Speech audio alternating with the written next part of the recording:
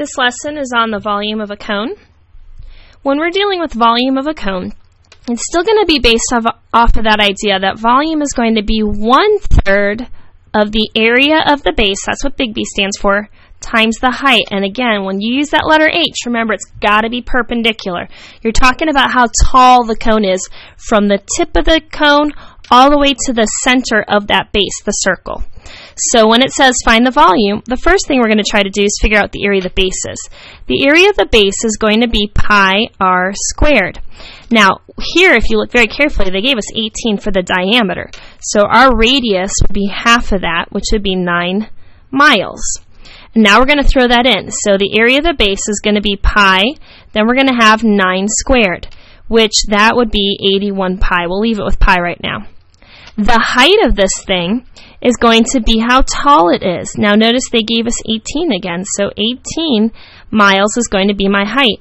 So now we're ready to find the volume, which is 1/3 the area of the base, so 81 pi, times the height, 18. Now we can grab our calculator, and give me just a second.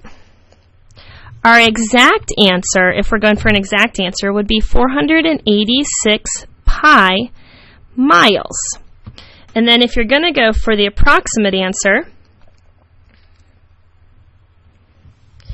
we're going to get volume is approximately 1,526 8/10 when we round miles. Now both of these are going to be miles cubed because it's volume. On number 2, it says we have a cone with a slant height. These are the tricky problems that you kind of have to watch out. So let's go ahead and draw our cone here. So there's our radius. So the slant height, that means from the tip of the cone to the side, that's going to be 10 centimeters. It says the height of the cone, so we're dropping it from the vertex from here, is going to be 6 centimeters.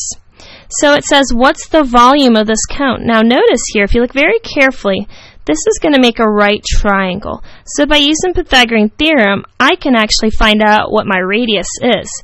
So I have leg squared plus a different leg squared equals the hypotenuse squared.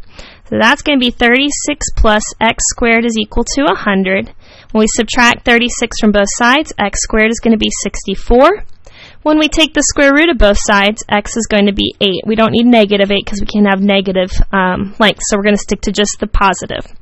So that right there, the radius is going to be 8 centimeters.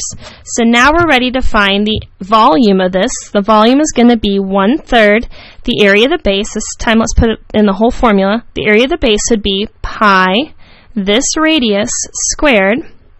And then that's going to be multiplied times the height. Well, the height is 6, so we're going to put all that in our calculator.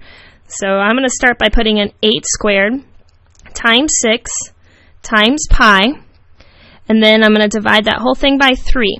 What I get for my exact answer is going to be 128 pi centimeters cubed, but then when I change that to decimal form, that's going to give me 402 1/10 centimeters cubed.